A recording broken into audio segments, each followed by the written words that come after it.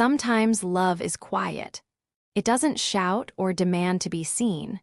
It shows up every morning, ties its shoes, and goes to work again. There's a kind of strength people don't write poems about. It doesn't sparkle under stage lights or march down church aisles in pressed uniforms. It's the kind that cooks breakfast at 5 a.m., kisses sleepy foreheads, and leaves before dawn to keep the lights on. It's the kind of strength that lives in the body of a woman like Gloria Thompson. At 50, Gloria had learned that grace wasn't a prayer before dinner. It was surviving another day without losing your mind.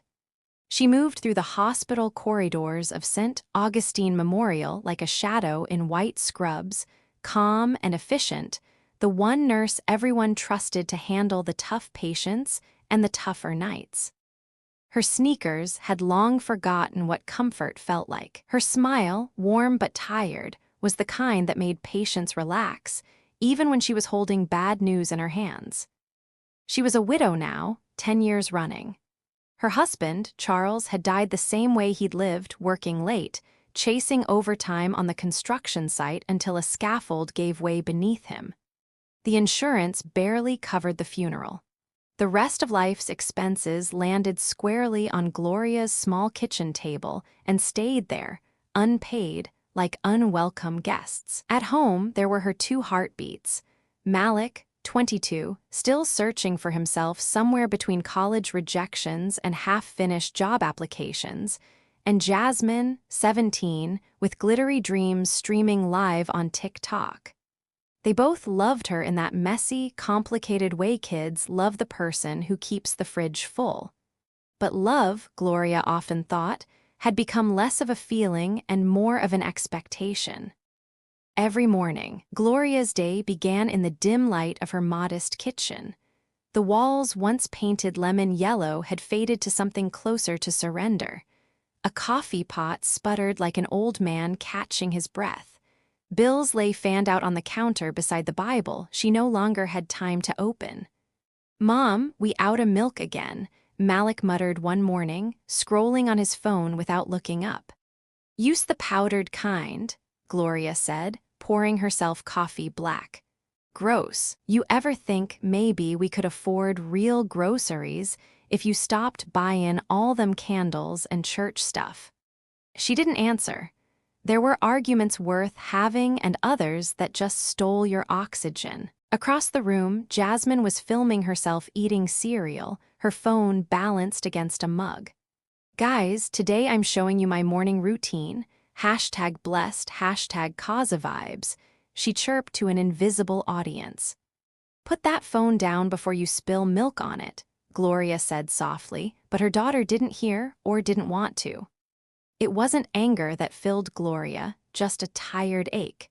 She wanted to tell them that life was made of milk and sacrifice, of choices no one applauded you for. But the words sat heavy in her throat, unspoken like most of what mothers carry. By 7:00 a.m., she was out the door. The November air bit through her jacket as she walked to the bus stop, her breath rising like small prayers. She'd given up her car last spring to help cover Jasmine's tuition at St. Paul High. "Just until I save again," she'd said. 6 months later, she was still riding the number 8 downtown, still folding her dreams into smaller, quieter shapes. The hospital smelled like antiseptic and fatigue. Gloria clocked in with a practiced sigh, tucked her curls beneath her cap, and dove into the endless rhythm: blood pressure, bedpans, beeping monitors. Life and death side by side, and her somewhere between, patching both with tape and tenderness. During lunch, she sat alone in the break room, scrolling through her phone photos. There was Charles, young and grinning in a mechanic's jacket, holding baby Malik. There was Jasmine at her first recital, tutu crooked, eyes bright. There were no photos of Gloria herself. She was always behind the camera, the invisible witness to everyone else's story. Her coworker Nina, younger and always loud, slid into the seat across from her. "Girl, you ever take a day off?" "Can't afford to," Gloria replied, stirring her coffee. Nina frowned. "You got 2 grown kids. They help out." Gloria smiled faintly. "They're figuring life out. I'm just making sure they got one to figure. That's noble, Nina said, but nobility don't pay no rent. When her shift finally ended at midnight, Gloria's body hummed with exhaustion. She changed in silence, the locker room echoing with the clatter of tired women ready to go home to louder problems. Outside, rain slicked the parking lot, turning the streetlights into halos. Her old Honda, 10 years and 2 transmissions past its prime, waited faithfully. She sank into the driver's seat, resting her forehead on the steering wheel. The air smelled faintly of hospital disinfectant and lavender hand cream. She turned on the radio, needing noise to drown the quiet. A soft-voiced host was talking about Thanksgiving.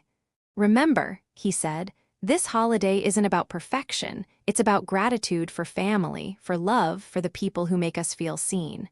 Gloria laughed, a short, hollow sound that startled even her. Seen?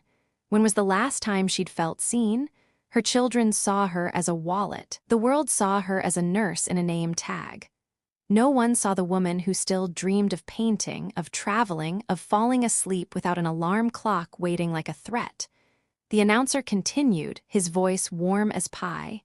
"So, call your mama, call your daddy. Tell them thank you, you never know how much they carry for you."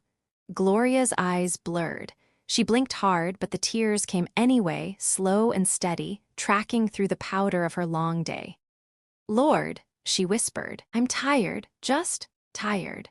For a long moment she sat there, the rain tapping gentle fingers against the windshield. Headlights from a passing car cut through the darkness, illuminating her face, the deep lines of worry, the quiet dignity, the exhaustion that looked too much like endurance. She thought about going inside, about reheating leftovers and checking on her kids. Instead, she closed her eyes and let the radio host's words fade into a commercial for holiday sales. Somewhere between the raindrops and static, she felt the weight of her life settle over her chest like a heavy blanket, the kind that keeps you warm but steals your breath. Still, tomorrow she'd wake up, tie her shoes, and go back again. Because that's what love does, it carries on, even when no one sees it. By late afternoon, the rain had wrung itself out and left the sky the color of a bruise. Gloria stood in her kitchen, sleeves rolled to her elbows, hands moving by memory. Collards simmered in a pot that had belonged to her mother. Cornbread batter rested in a glass bowl like a small promise. A chicken, rubbed with paprika, garlic, and a stubborn kind of hope, roasted low in the oven, filling the house with a warmth she prayed could be tasted. She set the table with the good plates, the ones with the hairline crack in the rim that she always turned toward herself. The candles, cheap ones from the dollar store but dignified in brass holders, waited unlit. She checked the clock. If everyone came home at 6, they could eat by 6:30. If everyone came home, she stopped herself from calling Malik for the 3rd time. He'd said he was handling something. Jasmine had texted a string of hearts, and an amwa, sandwiched between 2 videos of her face, filtered into a glittering fox.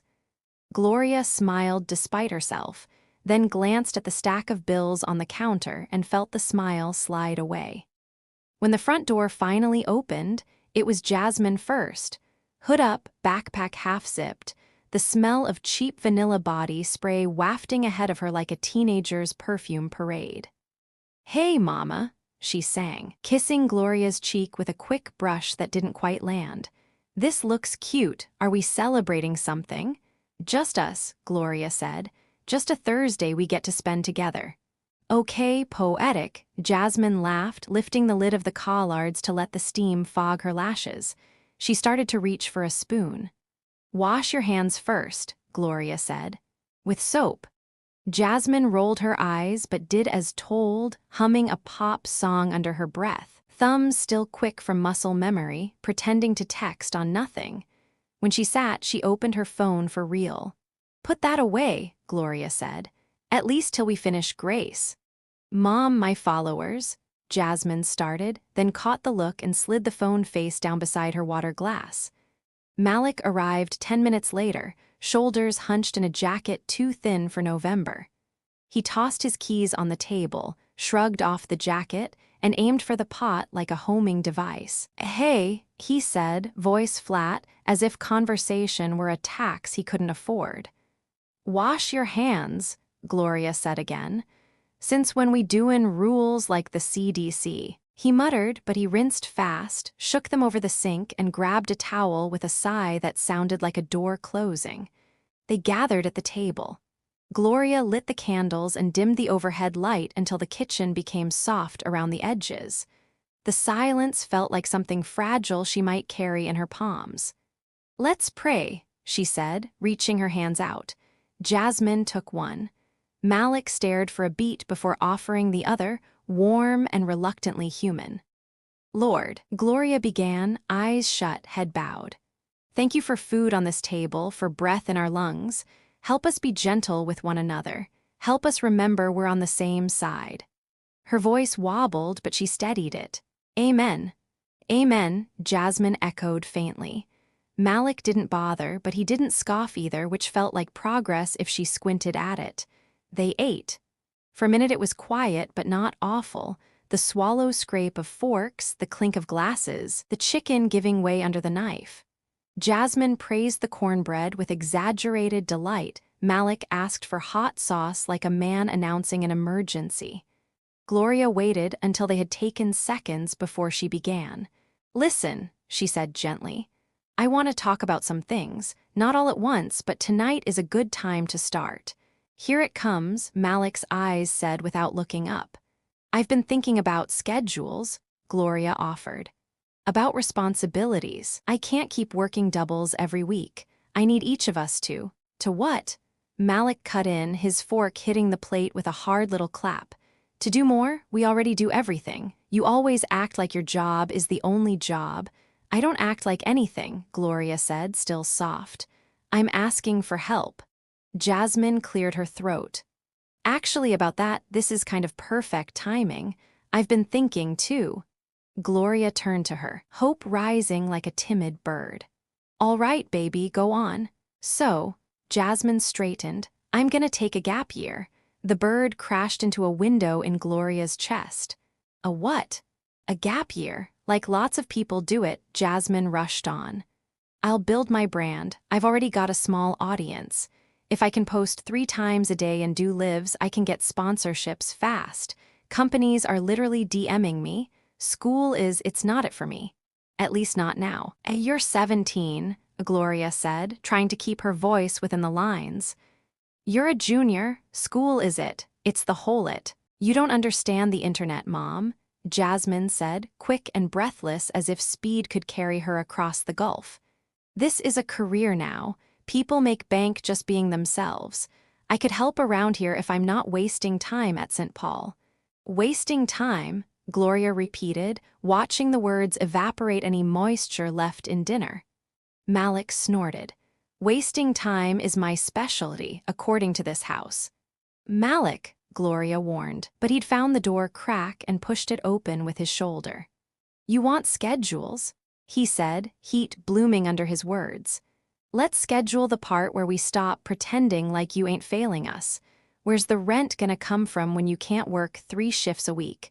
Where's Jasmine's fabulous brand gonna live when the lights get cut off? You got money like that, Ma?" "Don't talk to me like I'm your enemy," Gloria said. "I have kept this roof." "Yeah, and I'm 22 and still sleeping under it," he shot back.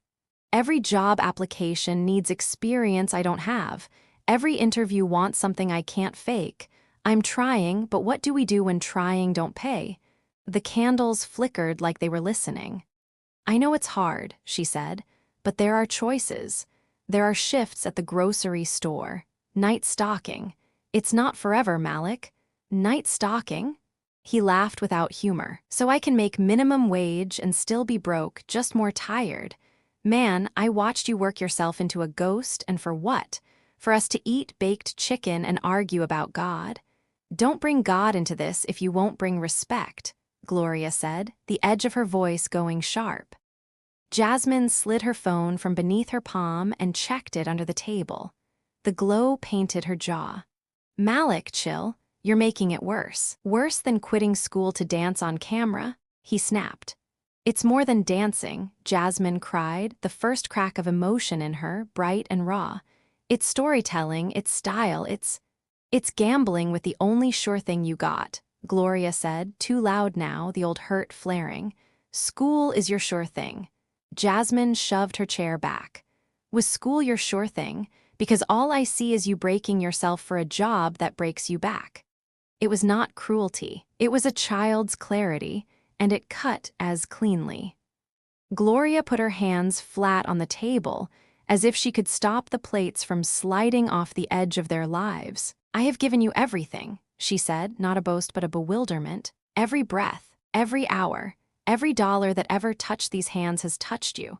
I don't have anything left to give but the truth, and the truth is, you are not ready to throw away the only ladder you've got because it looks slow. Silence spread, thick as molasses. Malik stared at his plate. When he looked up, his eyes shone with a fury that didn't know where to land.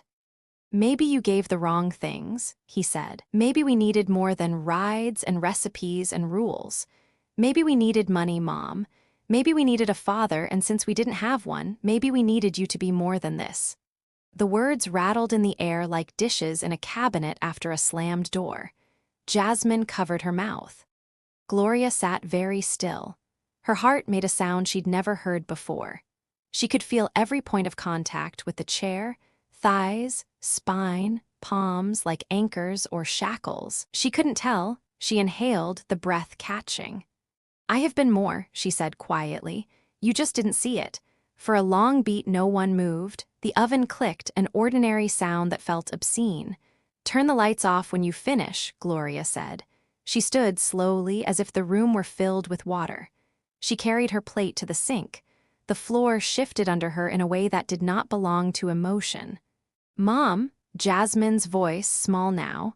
I'm fine, Gloria said, because that is what mothers say when they are anything but. The kitchen tilted. The fluorescent bulb hummed. She opened the cabinet, reached for a glass, and missed it by inches. Her hand hung there, a compass needle seeking north. Mom! Malik had risen, chair legs scraping. The anger had drained from his face, leaving fear like a tide mark. Gloria tried to turn toward him. The room darkened at the edges, as if curtains were being drawn far away. She felt herself slipping out of the moment, out of the argument, out of the body that had carried so much for so long. Her knees gave first. The glass never made it to the floor. The sound was the table, the gasp, the thump of a life forced to lay down for a minute against its will. Malik caught her shoulder a heartbeat too late. Jasmine's phone lit up with her shaking hands as she fumbled for 9-1-1, mascara smudging into comet tails. Mom, please, Jasmine cried. Ma, hey, look at me. Malik pleaded, voice breaking, everything worth saying arriving all at once now that it might be too late to say it. Gloria was aware of cool tile against her cheek, of the candles still bravely burning, of her children's voices braided with terror. Somewhere far off a siren began, cutting the evening as neatly as a page. She tried to form the words, I'm here. She tried to reach for them. But the darkness was gentle for once, and for the first time in a long time, she let something else carry the weight. The world came back to Gloria in pieces, first the sound, then the smell, then the light. Somewhere, a monitor beeped in a steady rhythm. Someone was talking softly, a voice smooth and low like a radio turned down to keep from waking the house. The air smelled like antiseptic and something sweet, maybe flowers. The light wasn't harsh, just pale morning leaking through the blinds. Gloria blinked. Ceiling tiles swam into view. Her chest felt heavy, as if her body had forgotten how to belong to itself. You're awake, said a man's voice. Thank God. She turned her head, slow as dawn.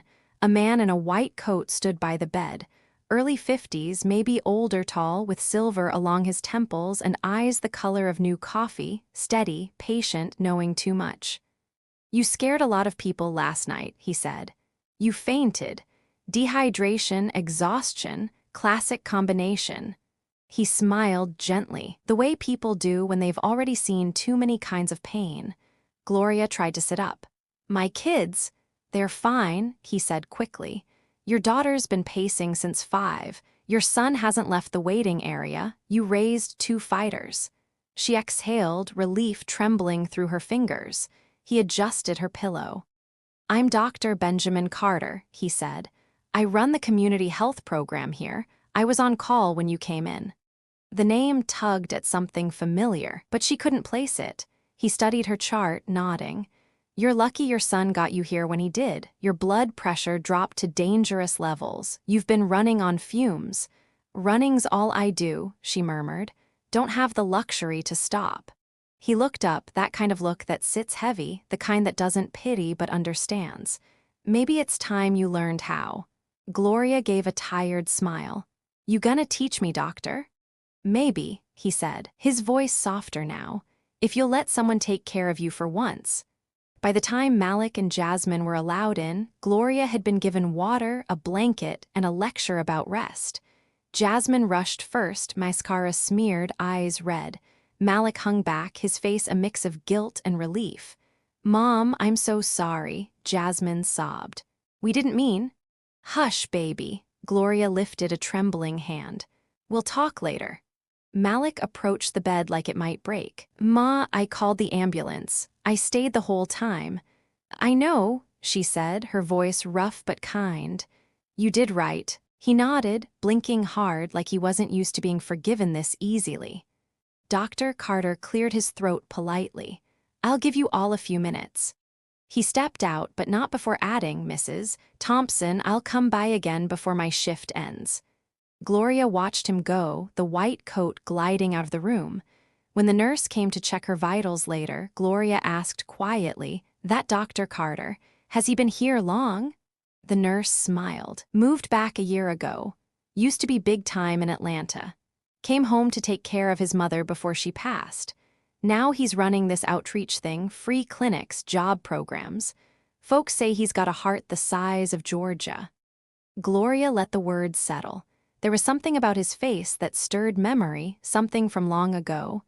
It came to her that night. She was drifting, half asleep, when the image surfaced.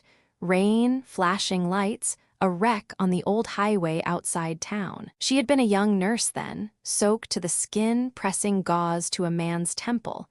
He'd been the one driving the other car, a man with a broken arm and guilt bleeding out of his eyes. He'd said, "If you hadn't been there, ma'am, I don't think I'd still be breathing." The name on the report had been Benjamin Carter.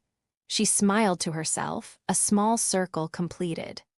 The next morning, he returned with coffee, not the hospital kind, but real coffee, rich and steaming in a paper cup from the cafe down the street. "Figured you've earned something better than what we brew here," he said. "Thank you," she said, taking it like a sacred object. "You remembered cream." "I remember a lot of things," he said, "including a night about 25 years ago out on Highway 41. You were the nurse who stayed with me till the ambulance came." Gloria looked up sharply. "You remember that?" "How could I forget? You were standing in the rain with blood on your shoes and still managed to calm everyone down. I never got to thank you." "You just did," she said softly. They sat in companionable silence for a while. Then he said, "Gloria, I read your chart. You've been working double shifts for months. That's not living, that's surviving." "It's what mothers do," she replied. "You make it work." "I don't doubt that. But I have a job that might be a better fit. We're starting a new branch of the community program, outreach nursing, flexible hours, full benefits. I need someone who knows the neighborhood, someone they trust." Gloria blinked. "Are you offering me a job from a hospital bed?" He smiled. "From one survivor to another." She laughed, the sound rusty but real. "I don't know what to say. Say you'll think about it and drink your coffee while it's hot." When she was discharged 2 days later, Benjamin insisted on walking her to the car. Jasmine drove, Malik carried the flowers and paperwork. "Take it slow," Benjamin said as she eased into the passenger seat. "And remember, no double shifts for at least a week." "Yes, sir," she said, mock salute. Good, he said, smiling. And Gloria? Don't forget to live too, the world's not done with you yet. She looked at him then, really looked, and saw the kind of man who had lost things too, but learned to build something out of the wreckage. As Jasmine started the car, Gloria turned to him and said, "Maybe I'll take that job. We'll talk soon." He nodded, stepping back as they pulled away, the morning sun burning gold across his white coat. For the first time in years, Gloria felt something light in her chest, something almost like hope. Maybe, just maybe, the world wasn't done with her after all. The first Monday back home felt strangely quiet. The clatter of dishes, the radio hum, the usual chorus of "Where's my charger?" and "We out of cereal?" All absent. Malik had gone out early to look for work. Jasmine was in her room, half asleep under the glow of her phone. The house held its breath, like it was waiting to see what version of Gloria would step into it this time. Gloria poured herself coffee and watched sunlight slide across the linoleum floor. The air smelled faintly of the flowers Dr. Carter had sent, white lilies and eucalyptus, too elegant for her chipped table but soft enough to forgive it. She sat down and stared at the business card he'd tucked in the bouquet. Benjamin Carter, MD, Community Health and Outreach Initiative. She tucked it away twice already, telling herself she'd call next week. But something in her ached to do more than survive shifts and arguments. Maybe that next week was today. She dialed the number before she could talk herself out of it. "Dr. Carter's office," a voice answered. This is Gloria Thompson. He told me to call." "One moment, please." A click, a pause, and then his familiar voice filled the line, warm as a morning hymn. "Well, look at that. I was just thinking about you." Gloria smiled despite herself. "That's so? I was wondering if you'd call before I gave up on my recruiting pitch. I'm glad you did. I'm not sure what I'm agreeing to yet." "Just a conversation," he said. "And coffee, the good kind." The office wasn't like the hospital, no sharp smell of bleach, no walls closing in with worry. The Community Health and Outreach Initiative sat inside an old brick building off Pine Street, with sunlight spilling through big windows and a mural outside showing hands of every color holding up a heart. Benjamin was there, in jeans and a blue shirt, no coat this time. He handed her a clipboard but waved it off. "We'll skip the formalities. I know you can do the work. What I need to know is whether you want to." "What exactly is the work?" she asked. He leaned against his desk. "We run clinics in low-income neighborhoods, free blood pressure checks, flu shots, health education. We also train young people to become nurse aides so they can find work and give back to their community. We need someone with your kind of experience to lead the nursing team." Gloria hesitated. "Lead?" "Yes," he said simply. "You've been holding people together your whole life. This time you get paid for it." She laughed softly. "You sure you got the right Gloria Thompson?" "I'm sure," he said, eyes steady. "And for the record, this isn't charity, it's partnership." Something in her chest shifted like an old hinge creaking open. "All right," she said. "I'll give it a try." "Good," he said, grinning. "Welcome aboard, Nurse Thompson." By the end of her first week, Gloria had met more people than she could remember: volunteers, single mothers, retired doctors, teens with restless eyes and quick hands. She trained them in taking vitals, in listening before diagnosing, in how compassion isn't a skill you teach but a muscle you practice. She loved it, loved the rhythm, the noise, the laughter that spilled into the work. It was still hard, but it didn't feel like drowning. Every day around noon, Benjamin would pass through the small break room, pretending to check on paperwork. "You're still here," he'd say, "and you still don't know how to drink water instead of coffee," she'd reply. It became a ritual, small, harmless, almost comforting. By Friday, she caught herself humming while closing the office. She hadn't hummed in years. At home, the air felt different, charged, uneasy. Malik sat on the couch, TV blaring but unwatched. "Hey, Ma," he said, his tone too casual. "Hey yourself," Gloria replied. "You find anything today?" He shrugged. Couple applications. People don't want to hire nobody without experience. I told them I got life experience, but I guess that don't count. It counts to me, she said softly. But maybe take whatever you can for now, stack some savings. He looked at her, brow furrowed. You sound real optimistic lately. What's going on? I started a new job, she said, trying to sound casual. Dr. Carter hired me to help run the community outreach center. Malik froze. Dr. Carter, the one from the hospital. MMHM. The white dude? Gloria sighed. Yes, the white dude. He laughed, but it wasn't a kind laugh. So what, he just swooped in and decided to fix your whole life? That's not what this is, she said, voice tightening. I don't know, Ma. Feels like some pretty woman storyline. Rich man, broke woman, he rescues her. You know how that looks? I know how it feels, she said sharply. Feels like someone finally saw me as more than tired. He looked away, jaw set. Just be careful, that's all I'm saying. People like that, they help you for a reason. You think I don't know that? She said. I've been helping people my whole life for no reason at all.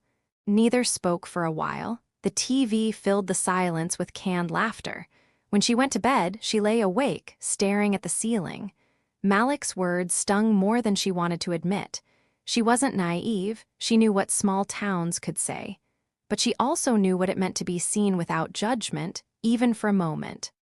Sunday came with church bells and gossip. Gloria slipped into her usual pew, hat tilted, hands folded. But whispers traveled faster than hymns. You see her lately? One woman murmured behind her. Walking round with that doctor like she 30 again. I heard he bought her flowers, another said. Lily white lilies too, ain't that something? Gloria kept her eyes on the stained glass window and pretended not to hear, but every word found its mark. After service, Pastor Elaine stopped her by the door. Sister Gloria, she said kindly, folks always talk when they see someone rising. Don't let it steal your blessing. Gloria smiled weakly. I'm trying not to. That evening, she sat outside on the porch, the last of the sun curling along the street. Her phone buzzed. Benjamin, how was church? She hesitated, then typed, loud. A moment later, his reply came, people talk because they see something good happening. Don't let that scare you. I'm not scared, she typed. Just tired. He sent back, then rest. You've earned it. And tomorrow, remind yourself you belong here. That's not something I gave you, it's something you built. She stared at the screen until the words blurred. Inside, Malik was playing music too loud. Jasmine was dancing in her room, laughter spilling through the walls. For the first time in a long while, Gloria didn't ask them to stop. She let the noise fill the house. It was proof that something, life, hope, sound, was still moving. And somewhere deep inside her chest, the old wounds began to ache in a new way. Not from pain, but from healing. The following week, the whispers grew legs. What started as murmurs in the pews had stretched down grocery aisles, into beauty salons, through the pewter blue veins of Pine Street. Every stoplight and porch seemed to hold a story about the widow and the doctor. Gloria tried to laugh it off, but gossip had a way of sticking like pollen everywhere, even where it didn't belong.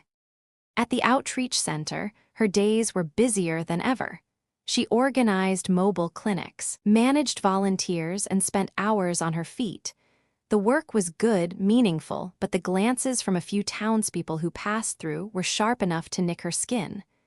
One afternoon, she caught two women, regulars from church, talking in the clinic hallway. They stopped mid-sentence when they saw her. Go on, Gloria said calmly, folding her arms. Don't stop on my account. They stammered something about the weather, then hurried out, their perfume trailing judgment. When she walked back into the office, Benjamin looked up from a stack of forms. Everything all right? She hesitated. Fine, just ghosts walking around wearing gossip. He frowned. Let me guess, church ladies? Among others, she sighed. They think you and I are something we're not. Benjamin leaned back in his chair, amusement softening his features. Is that so terrible? Yes, she said, though her lips trembled toward a smile. It is when your life already sits under a microscope, Folks love a story they can twist. He nodded, the smile fading. You've spent half your life taking care of this town. It's ironic they don't know how to take care of you. I stopped expecting them to a long time ago, she replied. I just don't want my children caught in the crossfire. Benjamin tilted his head. How are they handling all this? Gloria paused, tracing the rim of her coffee cup. Jasmine's pretending not to hear. Malik, he's angry, thinks I'm being played. Benjamin's eyes softened. Then maybe I should talk to him. She chuckled dryly. You talk to Malik and he'll think you're confirming his every suspicion. Let me handle my boy. That weekend, the gossip bloomed into something uglier. Someone at church mentioned that Benjamin had donated a new roof to the community center, and somehow, in translation, that turned into him buying Gloria a house. At the beauty salon, her friend Denise pulled her aside mid-perm. Girl, I know you. You don't need to explain nothing to nobody. But these folks out here, they're saying you finally traded in your scrubs for a sugar daddy. Gloria felt her face burn. People really said that. They did, and they'll keep saying worse if you don't set 'em straight. Gloria's voice came quiet but firm. You can't outshout a lie when the truth don't make as much noise. Sunday service felt heavier than usual. She told herself she wasn't going, but routine is hard to break when it's the only thing keeping you sane. She arrived late, hoping to slip in unnoticed, but the sanctuary was small, every entrance was a stage. Heads turned as she walked down the aisle, hat tilted low, dress pressed neat. Pastor Elaine's sermon that morning was about grace under fire. Sometimes, the pastor said, voice carrying through the rafters, you'll do right and still they'll talk. You'll love and still they'll question. But grace ain't for the ones who earned it, it's for the ones who need reminding. Gloria listened, spine straight, eyes forward. Maybe the pastor wasn't talking about her, but she was talking to her. After service, people shook hands, offered smiles too polished. One woman, Sister Lorraine, leaned close enough to whisper, I'm praying for you, Gloria. These streets are talkin'. Gloria smiled, the way a soldier does when she knows she's outnumbered but not outmatched. Tell them to spell my name right when they do. That evening, she came home to find Malik waiting on the porch. He didn't even try to hide his frustration. You know they're talking about you, right?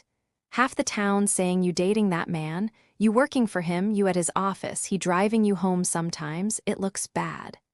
Gloria's keys jingled in her hand. Looks bad to who? People who don't pay my bills, folks who never offered to help when I was scraping by. Ma, I'm just saying, he's rich, he's white, he's got power. That don't end well for people like us. That's your father's voice in you, she said, not unkindly. He said the same about every man who tried to help. Sometimes pride sounds like protection, Malik, but most times it's just fear wearing Sunday clothes.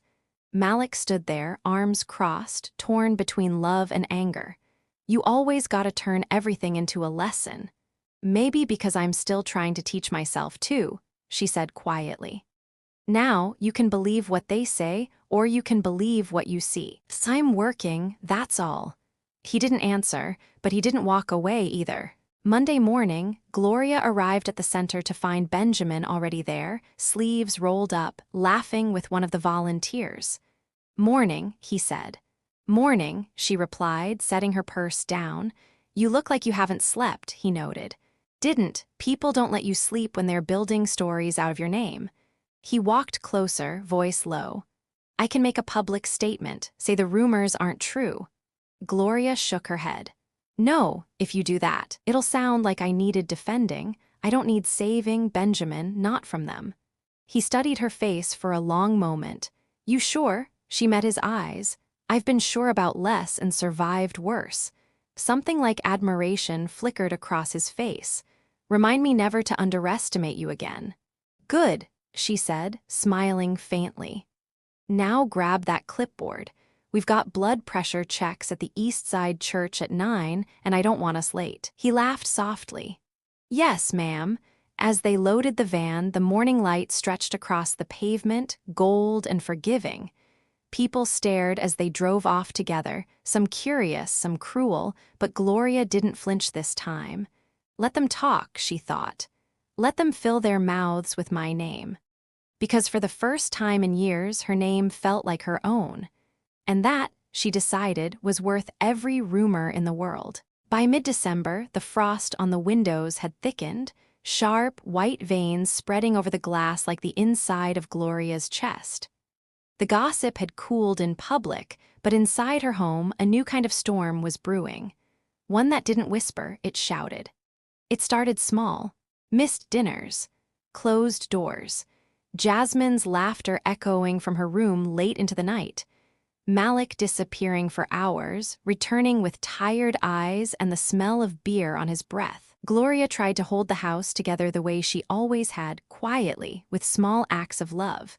Dinner on the stove, a lamp left on, the soft knock on a locked door followed by, "Baby, you all right?"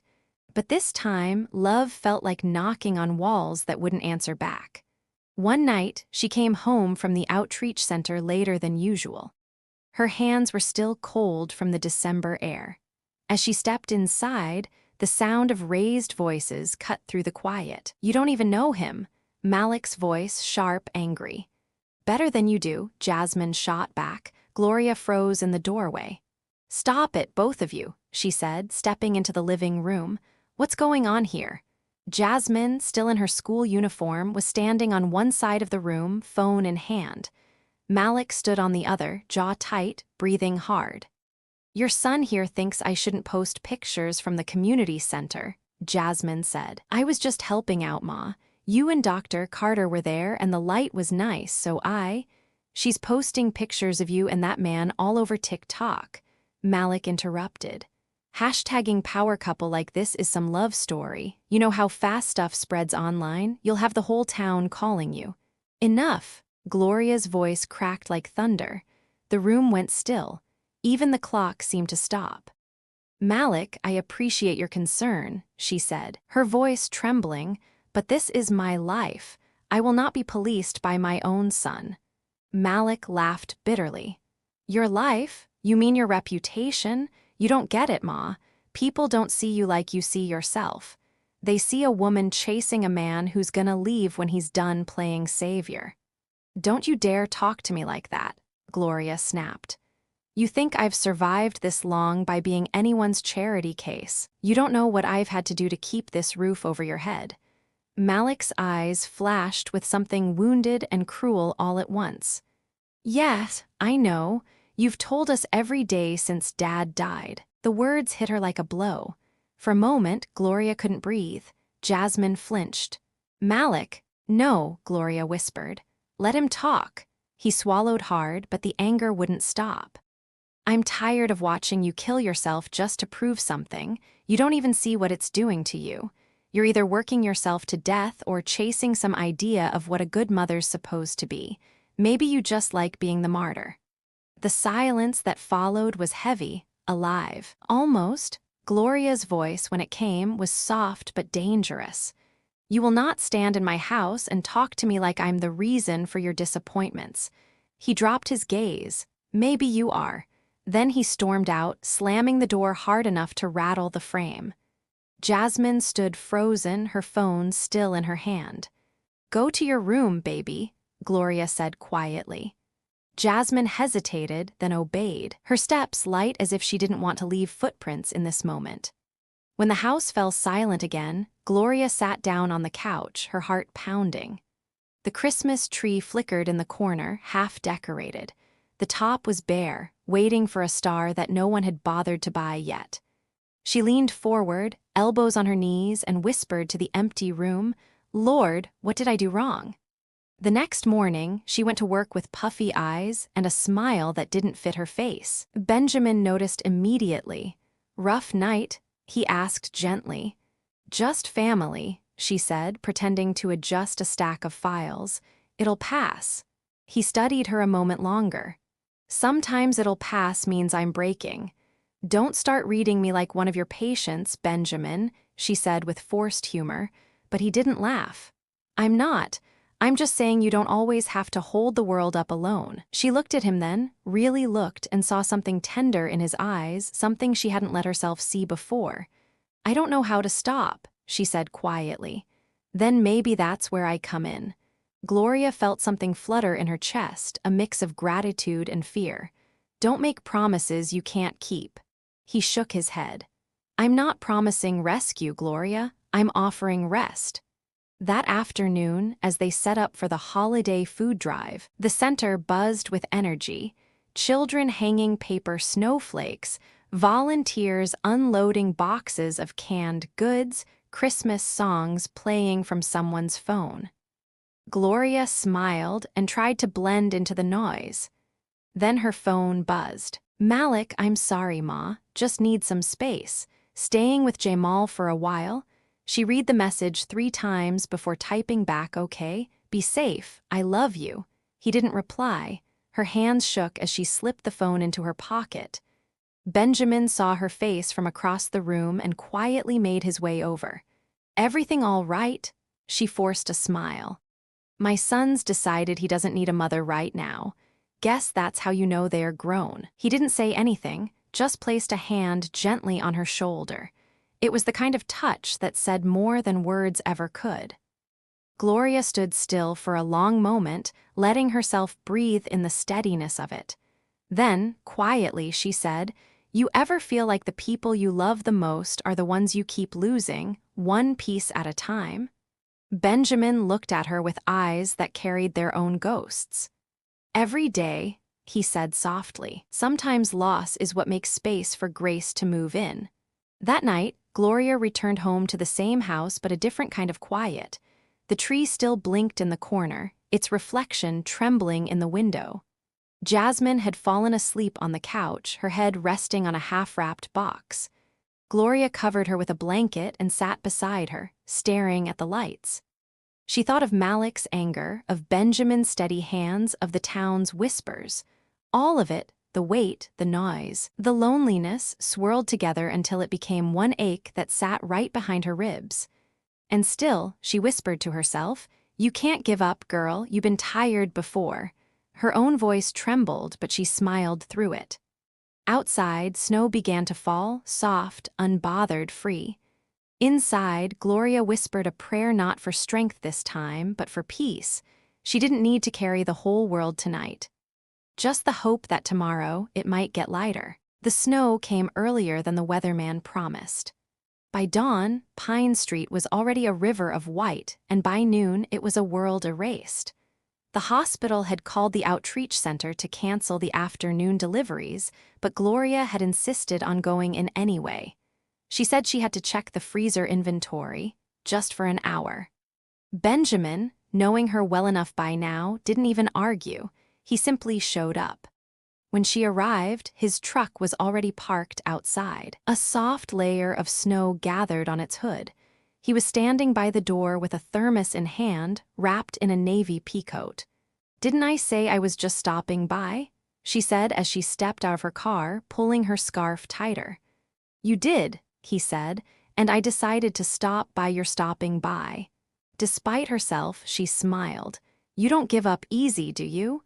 Not on things worth showing up for.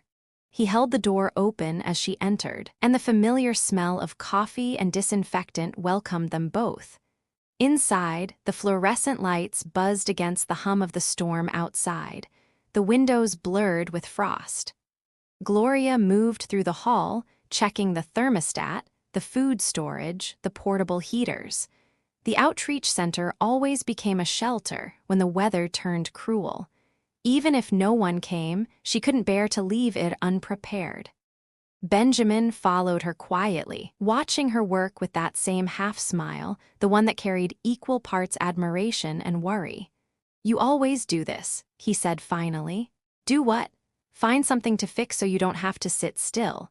She turned toward him, narrowing her eyes. And you always show up where you're not supposed to be.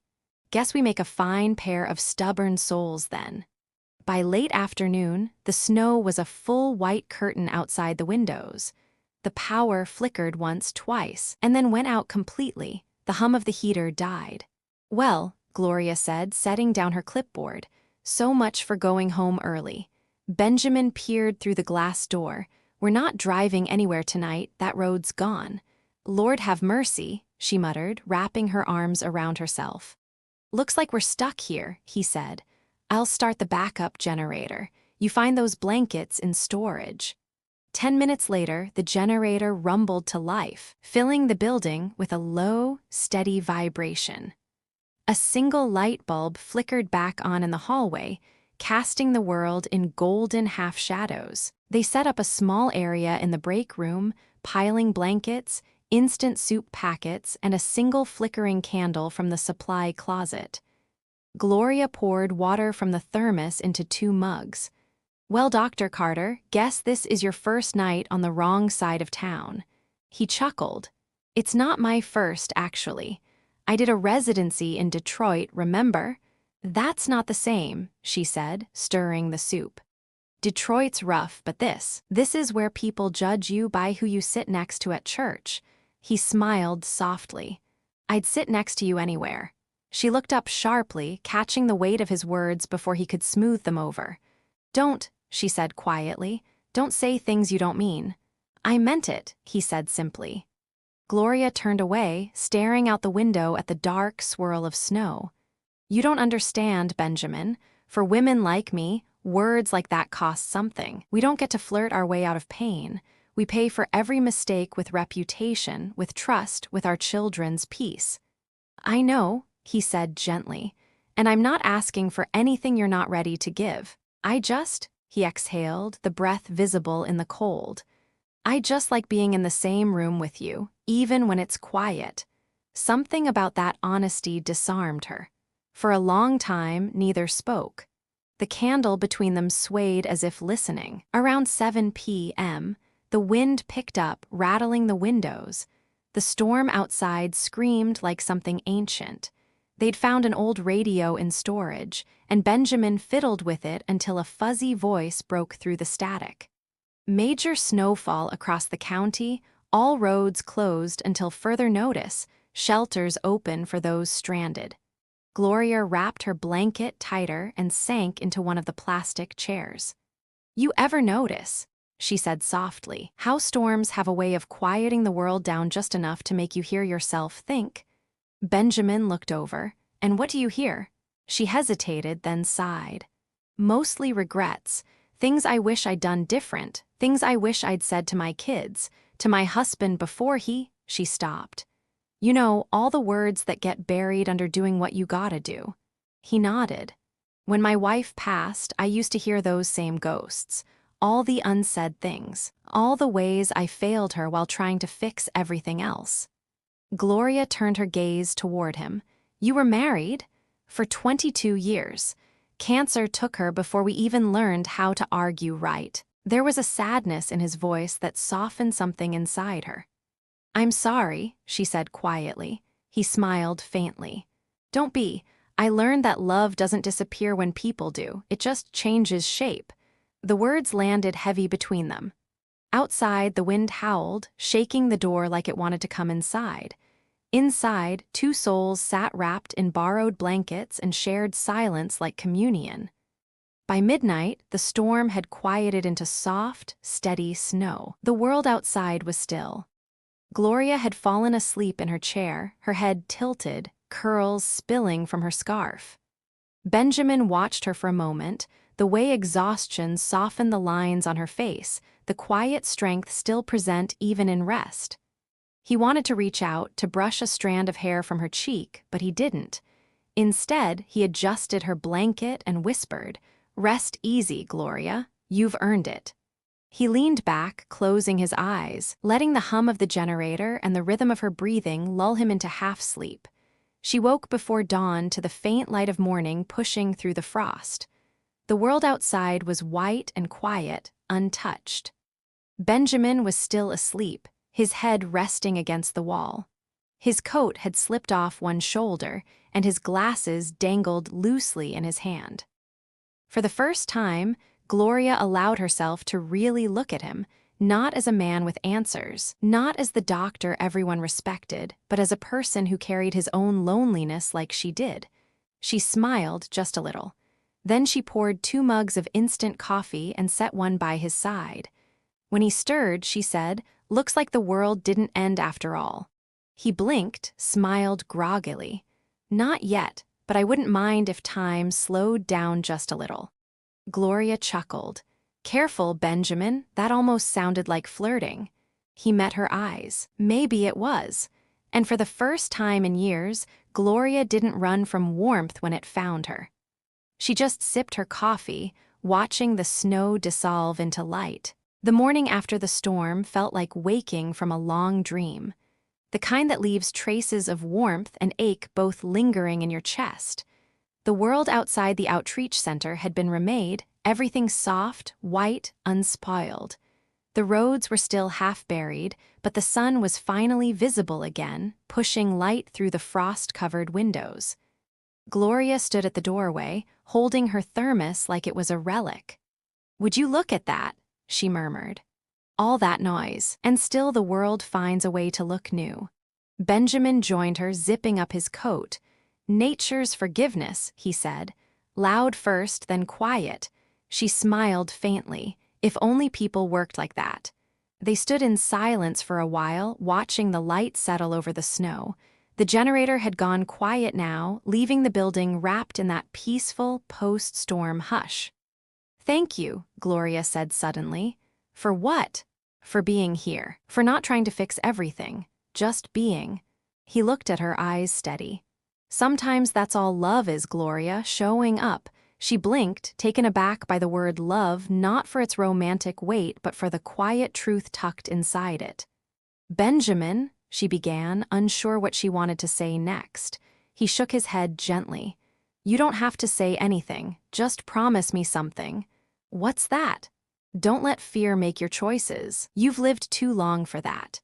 Gloria looked at him, really looked, the man who'd stepped into her life when she wasn't looking for anyone, who didn't demand anything except her honesty. "I'll try," she said softly. "That's all I ask." By afternoon, the plows had cleared part of the road. Benjamin insisted on driving her home. As his truck rolled slowly down Maple Avenue, Gloria stared out at the snow-covered world. Children were already out making snowmen. A few neighbors waved, curiosity etched across their faces like a familiar script. When they pulled into her driveway, Gloria hesitated before unbuckling her seatbelt. "Benjamin," she said, "you know what folks are going to say when they see you dropping me off." He smiled. "They've already been saying it." "Yeah," she said, returning the smile. "I suppose they have." He turned to her then, serious now. "You've got 2 choices, Gloria. Let them write your story, or live one they'll never understand." The words hit deep. She nodded slowly. "You always know just how to ruin a good goodbye. I aim to make them harder," he said with a grin. Gloria stepped out, boots crunching in the snow. As she reached her door, she turned back and called, "Drive safe, Dr. Carter." He rolled down his window, eyes gleaming. "Only if you call me Benjamin next time." She shook her head but laughed. "We'll see."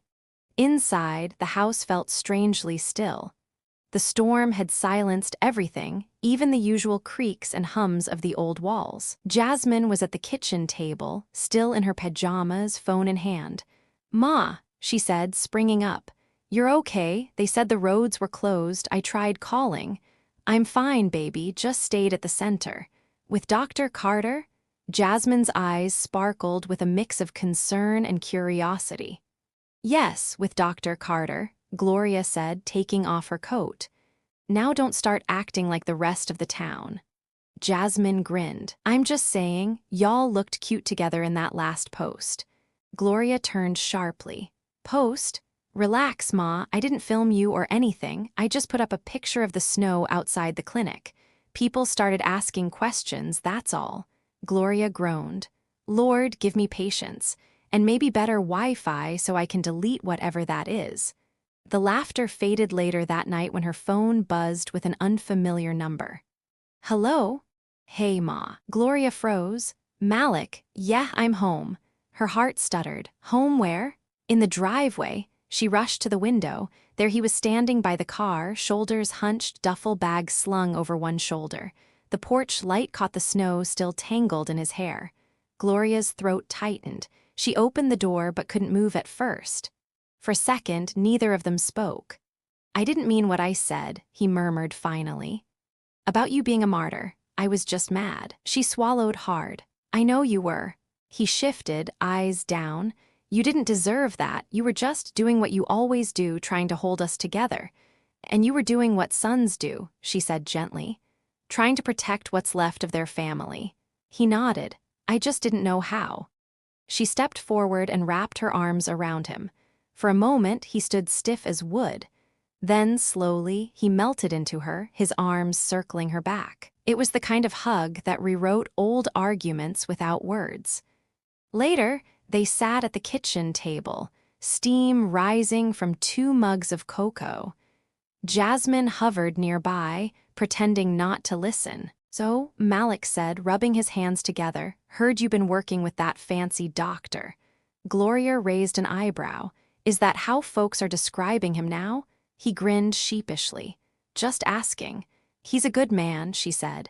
"And no, before you ask, he's not my boyfriend, my savior, or my midlife crisis. He's my friend, someone who believes in what we're building." Malik nodded slowly. "Okay. Okay?" He smiled faintly.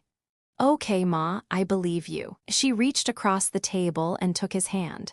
"You don't have to protect me from being happy, Malik." He looked at her, something raw flickering in his eyes. "I just don't want you to get hurt again." "I know, baby, but life's gonna hurt no matter what. I just don't want to be afraid of the parts that feel good, too."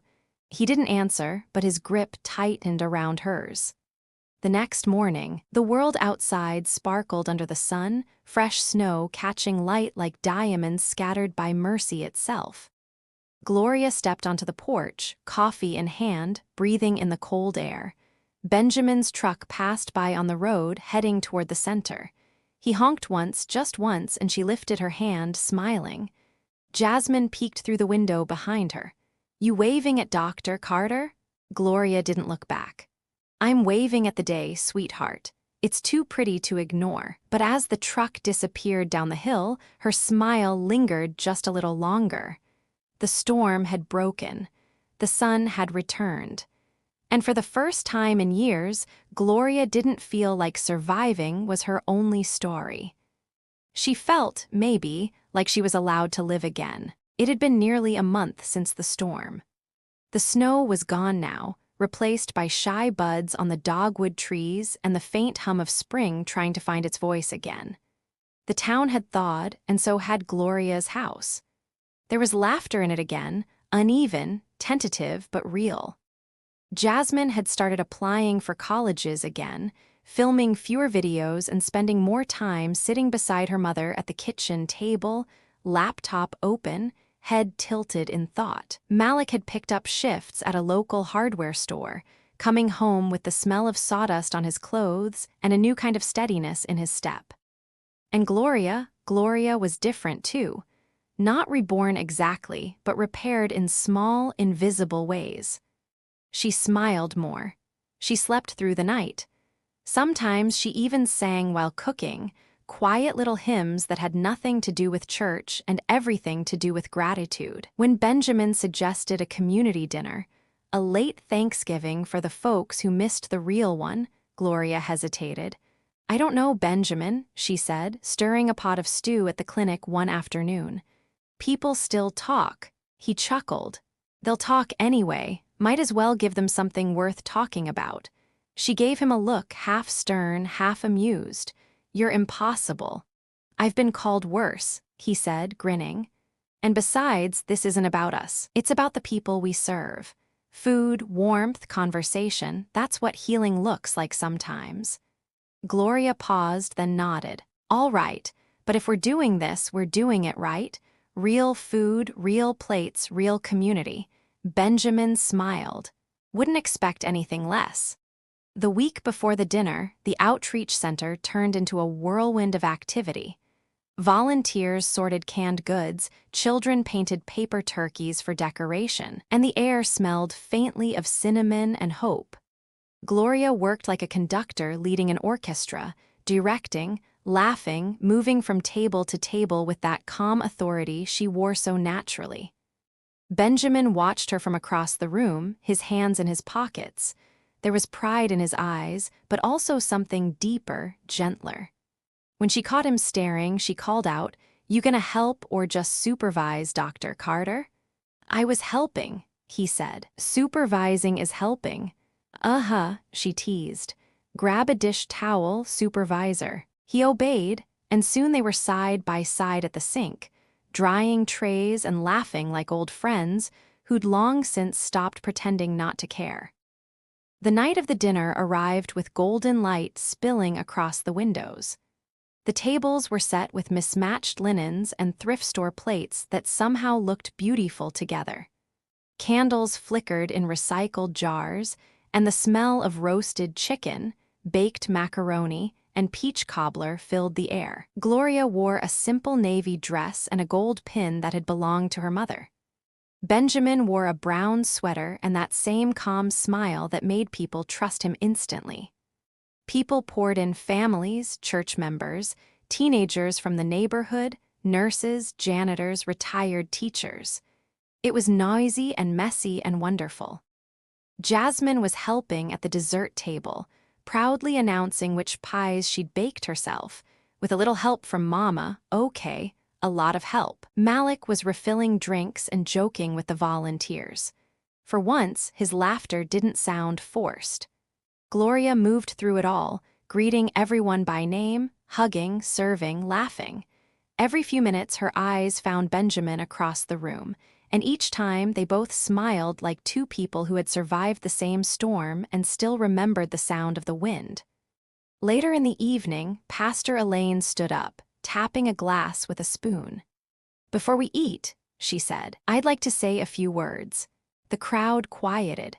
Sometimes, the pastor said, God doesn't fix our problems. Sometimes he sends people who remind us we're strong enough to fix them ourselves. Tonight is one of those reminders. Her gaze swept the room, then rested on Gloria and Benjamin. This meal isn't just food, it's proof. Proof that healing can be shared, that forgiveness can be cooked in a pot and passed around. So eat, laugh, and remember, you are loved, and you belong. A soft murmur of amen rippled through the room. Gloria's throat tightened. She felt Jasmine slip a hand into hers under the table. Malik leaned closer and whispered, "You did good, Ma." And for once she didn't deflect. "Yeah," she whispered back. "We did." After dinner, when the crowd thinned and laughter became background music, Benjamin found her by the sink again, sleeves rolled up, washing the last of the dishes. "You're supposed to be relaxing," he said, reaching for a towel. "I will when everything's clean. You ever notice how you only rest after fixing the world?" She smiled. "Someone's gotta keep it from breaking again." He took a plate from her hand, drying it slowly. "Gloria," she turned. There was something different in his voice, careful, certain. "You don't owe this town your exhaustion," he said. "You deserve to be happy, really happy. Not just surviving, not just strong." She looked at him for a long moment, the hum of conversation fading around them. "You think I can still have that?" she asked quietly. He nodded. "I think you already do, you just haven't said it out loud yet." For a second, neither moved. Then Gloria smiled, soft, honest, a little shy. "Well," she said, "if that's true, I suppose I should say thank you." "For what?" "For reminding me I'm still alive." Benjamin's eyes softened. "You never stopped being alive, Gloria. You just needed someone to see it." By the time the last candle burned out, the center was empty except for them. Malik and Jasmine had gone home early to clean up. The world outside was quiet again, moonlight catching on the wet pavement. Gloria leaned against the doorframe, looking out at the night. "You ever notice," she said, "how peace comes the same way storms do? Slow, then all at once." Benjamin stood beside her. "Yeah," he said softly. "And sometimes the calm after is the most beautiful part." She turned toward him then, and for once she didn't look away. Outside, somewhere down the block, laughter echoed faintly through the spring air. Inside, two people stood shoulder to shoulder in a room that had finally stopped feeling empty. And in that stillness, Gloria realized something simple and extraordinary. Peace wasn't something you waited for. It was something you invited in one act of forgiveness, one shared meal, one small courage at a time. The air smelled like cinnamon and sage. It wasn't Thanksgiving by the calendar, it was late March. But inside Gloria's house, the table was set like it was November all over again. A turkey roasted in the oven, its golden skin glistening under the kitchen light. The sweet potatoes bubbled in brown sugar, collard greens simmered on the stove, and a peach cobbler cooled by the window. The same old house that had once held more silence than laughter now felt alive again, warm, full, ready. Gloria stood at the sink, smoothing the front of her dress, breathing in the smell of everything she'd cooked. The sunlight caught the gold pin on her collar, the one her mother used to wear every Thanksgiving. Jasmine was setting the table, humming to herself, her curls bouncing as she moved between plates. Malik was in the living room, tuning an old record player he'd picked up at the thrift store. And for the first time in years, Gloria didn't feel like she was preparing for anyone else's approval. This dinner wasn't about obligation or pretending. It was about home. Benjamin arrived right on time, holding a bottle of apple cider and a bouquet of yellow tulips. "Yellow tulips," Gloria said with a smile. "You do your research, doctor." He grinned. "They mean friendship and hope. Thought it fit the occasion." "You trying to make me blush before dinner?" "Maybe after dinner," said softly. Malik opened the door wider, half amused, half protective. "Come on in, Doc. Ma's been cooking since dawn." "I can tell," Benjamin said, inhaling deeply. "It smells like heaven in here." Jasmine came running over, wiping her hands on a towel. "Doctor, Carter, I made cornbread. Don't let Mama take all the credit." "Oh, I wouldn't dare," he said, laughing. That's the first rule of surviving Gloria's kitchen: never underestimate her children. Gloria gave him a look that was half warning, half warmth. "You're learning fast." They gathered around the table as the record player crooned an old Sam Cooke tune. The plates gleamed beneath the soft light. Gloria took her usual seat at the head, and for a moment, everyone waited for her to speak. She looked at the faces around her: Malik, his posture straighter than before; Jasmine, radiant and restless; and Benjamin, whose quiet steadiness had somehow woven itself into the rhythm of her life. Her throat tightened, but she smiled. "I've been thinking," she began, "about how many times this table's been set without everyone being here in heart, even when the chairs were full." Malik lowered his eyes. Jasmine squeezed his hand under the table. Gloria continued. "This house has seen a lot of shouting, a lot of crying, a lot of silence that felt heavier than any storm outside. But tonight, I don't want to talk about any of that. I just want to say thank you." "To who?" Jasmine asked softly. "To all of you," she said. "For staying, for coming back, for letting me learn how to be more than just a mother holding things together." Her eyes flicked toward Benjamin. "And thank you," she said quietly, "for reminding me that second chances don't have an expiration date." Benjamin's voice was low but steady. "Thank you for taking one." As they began to eat, laughter filled the room, slow at first, then rich and full. Malik told a story about a coworker who'd glued his gloves to a shelf. Jasmine teased him about his grown man job voice. Gloria laughed until she wiped tears from her cheeks. For the first time, Benjamin joined in without hesitation, like he'd always belonged at that table. At one point, Malik leaned back, watching his mother. "You know, Ma," he said, "I used to think strong meant never breaking down, but I see it now. Strong is knowing when to ask for help." Gloria looked at him with pride and sadness both. "I learned that the hard way, baby, but I'm glad you see it now." He nodded. "I'm still learning, but I'm trying." "That's all any of us can do," she said. Jasmine raised her glass of cider. "To trying," she declared. Benjamin lifted his glass. "To grace." Gloria smiled, her eyes glistening. "And to peace, finally." They clinked glasses, and the sound felt like the closing of a wound. Later, as the night deepened and the dishes were cleared, Malik stepped out onto the porch to take a call. Jasmine dozed off on the couch, the soft hum of the record player filling the space between breaths. Gloria and Benjamin stood by the sink, washing dishes together like always. The room was warm and quiet, the windows fogged from the steam. "You know," Benjamin said, "I think this might be the best Thanksgiving dinner I've ever had." Gloria chuckled. "You say that every time I cook for you. Then maybe it's true every time." She handed him a plate to dry, their fingers brushing. A familiar spark moved between them, soft, easy, no longer frightening. He looked at her, serious now. "You ever think about what comes next?" She hesitated. "You mean us?" He nodded. "I don't want to push, Gloria. I don't want to leave anything unsaid." She sighed, but not from weariness. "Benjamin, for the first time in years, I feel like I can breathe. I don't know what comes next, but I know I'm not afraid of it anymore." He smiled gently. "That's enough for me." Gloria turned off the water, wiped her hands, and faced him fully. "For me too," she said. And then, simply and without ceremony, she leaned forward and kissed him. It wasn't the kind of kiss that asked for permission, it was the kind that said thank you. The kind that tasted like peace after a lifetime of storms. When they parted, both were smiling through tears neither had expected. A soft knock came at the door. Malik stepped back inside, the night air following him. He saw the two of them and smiled faintly, not surprised, not awkward, just content. "Dinner's over, huh?" he said, voice low. "Almost," Gloria said. He nodded.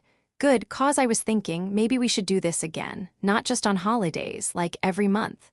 Jasmine, still half asleep on the couch, murmured, "You just want more cobbler." "Maybe," he said, grinning. Gloria laughed, pulling him into a hug. "I'll make it every week if it means keeping you both close." When everyone finally went to bed, Gloria stood alone at the table for a moment. The candles had burned low, their flames small and golden. She reached out, touching the rim of her mother's old plate, the one she'd set for herself every year, waiting for something that never came. This year, she realized the waiting was over. She whispered, almost to herself, "Thank you." And though the room was quiet, she could have sworn she heard her mother's voice somewhere in the stillness, warm, proud, soft as a hymn. "You did good, baby. You made it home." The first day of April came wrapped in sunlight. The town had traded its coats for cotton sleeves, its frost for green shoots pushing up through the earth. Everything smelled of new beginnings, fresh paint, damp soil, and hope trying again. On Pine Street, a small crowd gathered outside a newly renovated brick building. A fresh white banner fluttered over the door, the words written in looping gold. The Gloria Thompson Women's Center. For healing, hope, and second chances. Gloria stood at the entrance, a pair of scissors trembling in her hands. Jasmine was beside her, radiant in a yellow dress. Malik stood on her other side, his arm looped around her shoulder like he was protecting the most valuable thing in the world. And just behind them, steady and smiling, stood Benjamin. The mayor spoke briefly.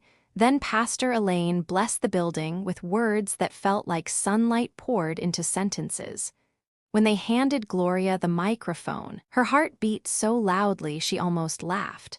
She looked out at the faces, neighbors, church members, nurses, young women from the outreach program, even the gossips who'd once whispered her name like a scandal. And she smiled. "Most of y'all know me," she began. "You've seen me working double shifts, walking home from the bus stop, raising two loud kids and trying to keep the lights on. I used to think that's all I was meant to be, someone who kept things going, someone who survived."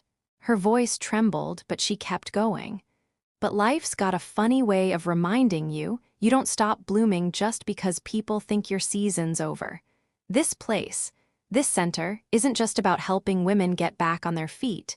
It's about reminding them that even after loss, after mistakes, after storms, there's still another spring waiting." She looked over at Benjamin, who gave her a quiet nod of pride. "I call it second spring," she said softly, "because that's what it feels like to start again when you thought it was too late." The crowd applauded. Someone shouted, "Amen," and Gloria laughed through her tears. She cut the ribbon. The applause swelled. The building doors opened to a new chapter of her life. Inside, the walls smelled of new paint and promise. The lobby was small but warm, soft chairs, a bookshelf of donated novels, photos of women from the community who'd helped make it possible. There was even a piano in the corner, a gift from one of the hospital staff. Jasmine whispered, "It's beautiful, Mama." Gloria took her hand. "It's ours." Malik handed her a small envelope. "Got you something." Inside was a photo framed neatly, the four of them standing together in front of the outreach center during the storm cleanup. Malik's handwriting at the bottom read, "The day we stopped surviving and started living." Tears filled her eyes. "You too," she said softly. "You're the best thing I ever built." "Even better than this place," Jasmine teased. "Even better," she said, laughing through the lump in her throat. Benjamin stepped closer. "You know," he said, "I was thinking we could expand this to a second location next year, maybe downtown." Gloria raised an eyebrow. "You planning to boss me around again, Dr. Carter?" He smiled. "No, ma'am, I'm just following your lead this time." Their eyes met and something quiet passed between them, not grand or cinematic, just real. A promise, unspoken but understood. That evening, after the guests had gone and the last of the cake was packed away, Gloria stayed behind. The lights were dim, the air was still. She walked through each room, touching the tables, straightening a chair, running her hand along the smooth new walls. In the classroom, she found the sign Jasmine had made from poster board and glitter. "Every woman deserves her second spring." Gloria smiled, whispering, "Amen to that." Benjamin entered quietly, 2 cups of coffee in hand. "Thought you could use this." "Always," she said, taking one. They sat together on the window ledge, looking out at the street. The lamplight caught in the glass, turning their reflections golden. "You did it," he said softly. "Everything you dreamed." "Not everything," she replied, smiling, "but enough to make me grateful." They sat in silence, sipping coffee and listening to the hum of evening traffic. Outside, the dogwoods were blooming again. After a while, Benjamin said, "You ever think about what comes next?" Gloria tilted her head, watching the world beyond the window. "No," she said. "For once, I don't need to. I'm right where I'm supposed to be." He reached for her hand. She didn't pull away. And together, they watched spring settle softly over the town that had once tried to bury her, now blooming around her instead. Later that night, Gloria wrote in her old journal, the same one she'd kept through years of bills and prayers and sleepless nights. Her pen moved slowly, steady now. "Today I opened the doors to something bigger than survival. Today I remembered what it feels like to belong. My children are growing into light. My heart is no longer afraid of joy, and somewhere between storms and second chances, I became someone new, not because life got easier, but because I finally let love in." She closed the journal, blew out the candle, and whispered into the quiet, "Thank you, Lord, for my second spring." And so the story of Gloria Thompson, the widow, the mother, the nurse, the woman who forgot herself while saving everyone else, didn't end with loneliness. It ended with laughter, with forgiveness, and with the steady warmth of being seen. Because sometimes, life doesn't give you a new beginning all at once. Sometimes, it gives you something better. A second spring. Cherry Blossom author's note to my dear readers. Thank you for walking beside Gloria through every storm, every heartbreak, and every sunrise that followed. This story is a love letter to everyone who has ever started over, who has carried their family, rebuilt themselves, and learned that healing doesn't mean going back to who you were, but becoming who you were meant to be. May you always find your second spring. May your home be full of laughter, your heart full of peace, and your days blessed with love that sees you for who you truly are, with gratitude and warmth. From the storyteller, wishing you and your family health, happiness, and 1,000 quiet mornings filled with grace.